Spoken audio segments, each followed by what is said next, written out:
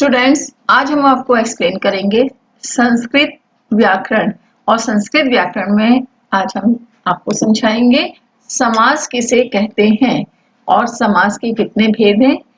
आप इस वीडियो को ध्यान से सुनेंगे और देखेंगे और समझने का प्रयास करेंगे तो आपको संस्कृत ग्रामर बहुत ही आसान लगेगी और बहुत ही सरल रूप से हमने आपको समझाने का यहाँ प्रयास किया है। तो समास की सबसे पहले हम परिभाषा समझ लेते हैं। हम आपको समास की परिभाषा समझाने से पहले ये भी बता दें कि समास का अर्थ होता है सम धन आस, यानी जो उसके बराबर और उसके आसपास का शब्द, यानी कोई एक शब्द है उसके बराबर और उसके आसपास का ही कोई दूसरा शब्द जब वहां पर आता है तब वहां पर समास होता है। और समास का अर्थ होता है संक्षेप करना, यानी शॉर्ट फॉर्म एक तरह से। लेकिन शॉर्ट फॉर्म में आप इस तरह से नहीं करेंगे जैसे इंग्लिश में करते हैं, डॉट लगा करके वन लेटर लेते हैं उसके आगे डॉट लगा देते हैं, तो इस तरह से संस्कृत में समास नहीं होगा। हाँ, संक्षेप जरूर होगा। अब किस तरह से संक्षेप में किया जाएगा ये हम आपको बताएंगे। उससे पहले आप समास की परिभाषा समझ लीजिए। जब दो या दो से अधिक पदों के बीच, संस्कृत में पद जो होते हैं शब्द को बोला जाता है, तो दो शब्दों यानी दो पदों के बीच की विभक्तियों को हटाकर जब एक पद कर दिया जाता है तो उसे समास कहते हैं। अब समास में विभक्ति किस तरह से आती है यह हम आपको आगे उदाहरण के माध्यम से समझाएंगे।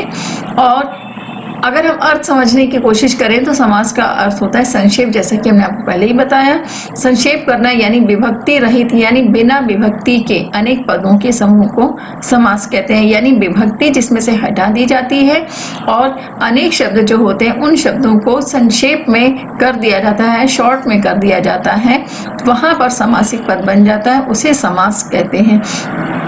अगर उदाहरण देखें तो राज्ञः धन पुरुषः। अब हम आपको यहाँ प्लस लगाकर समझाने की कोशिश कर रहे हैं, लेकिन आप प्लस नहीं लगाएंगे। समास में प्लस का साइन नहीं लगता है। संधि विच्छेद जब होता है तब प्लस का साइन लगता है, लेकिन समास में प्लस का साइन नहीं लगाया जाता है। ये हमने आपको समझाने के लिए यहाँ पर प्लस का साइन लगा करके एक बार दिखाया है। तो राज्ञः धन पुरुषः और राजपुर पर राज्ञा और पुरुषा।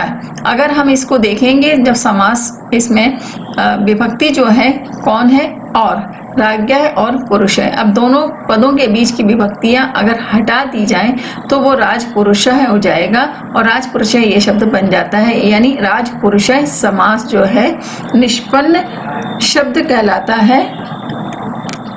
और इससे समास शब्द की व्युत्पत्ति होती है। अब अगर हम और अच्छे से समझने का प्रयास करें तो समास के लिए सम धन अस धन घन बराबर सम धन आस धन अ, यानी समास यानी सम उपसर्ग है और अस इसमें धातु है, घन प्रत्यय है, यानी उपसर्ग धातु और प्रत्यय ये तीन चीज मिलकर समास विग्रह होती है। और विग्रह शब्द का अर्थ होता है अलग अलग करना, यानी जब समस्त पदों को यानी सारे शब्दों को अलग अलग करके और उनके क्रम के अनुसार रख दिया जाए, उनके क्रम के अनुसार, यानी एक शॉर्ट सेंटेंस यानी संक्षिप्त एक वाक्य के रूप में उनको अगर लिख दिया जाए तब वहां पर विग्रह कहलाता है।